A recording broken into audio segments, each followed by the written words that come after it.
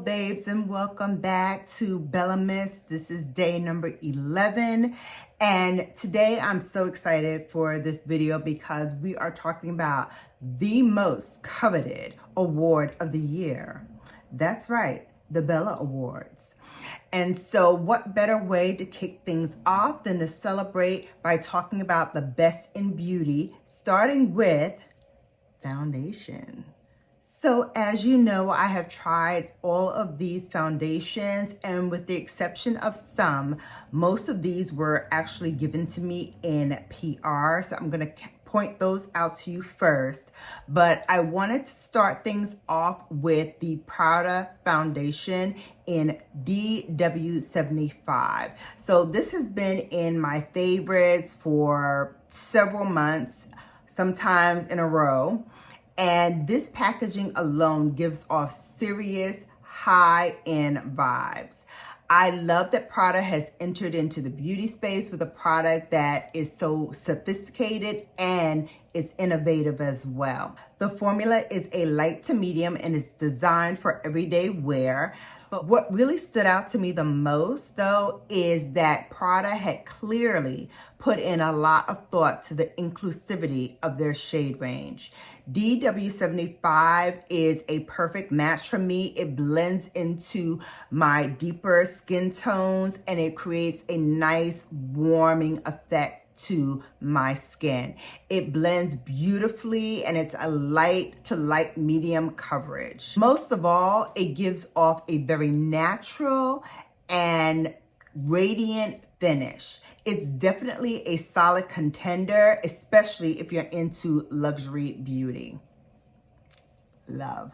Next up is the Urban Decay Face Bond Foundation in the shade number 30. This was given to me by the brand, but if you've watched my channel for a while, you know that I'm all about having a flawless and long-lasting base.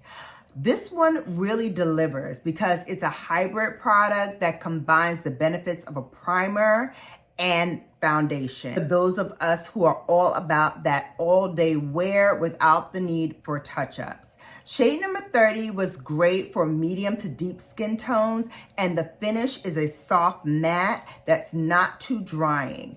I love the airbrush look that it gives me without feeling heavy. Plus, it's got some serious staying power, babes, which I happen to really and truly adore.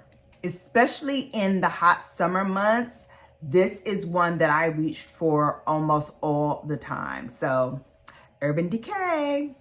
Now let's get into the Patrick Ta foundation in shade number 22. Patrick Ta really knows how to make a statement, and this foundation is no exception. The formula is creamy, it's hydrating, and it gives you a beautiful soft focus effect.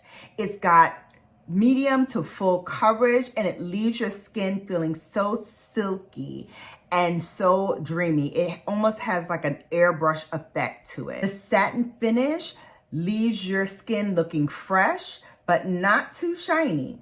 Shade 22 is perfect for those with a tan to deep skin tone that also has some golden undertones.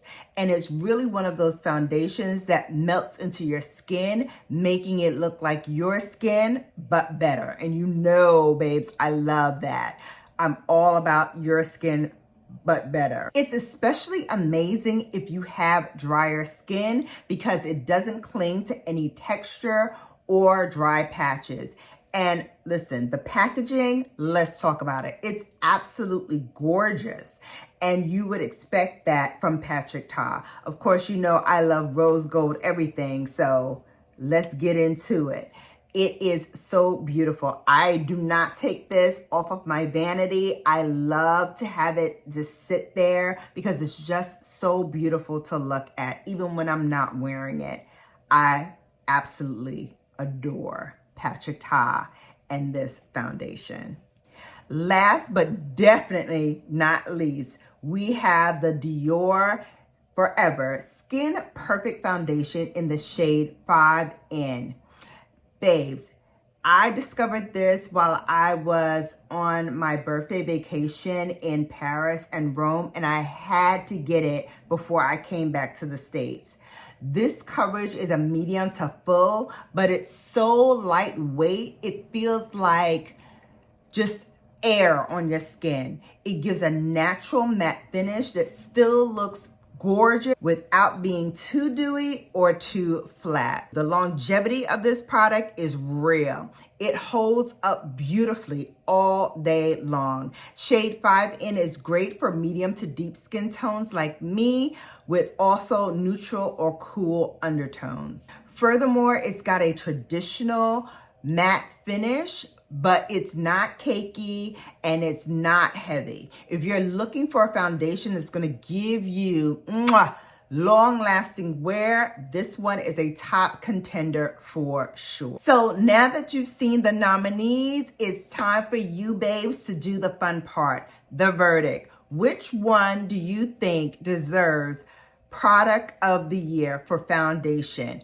Let's hear from you. As always, I'm going to post it on my community tab so that you can vote.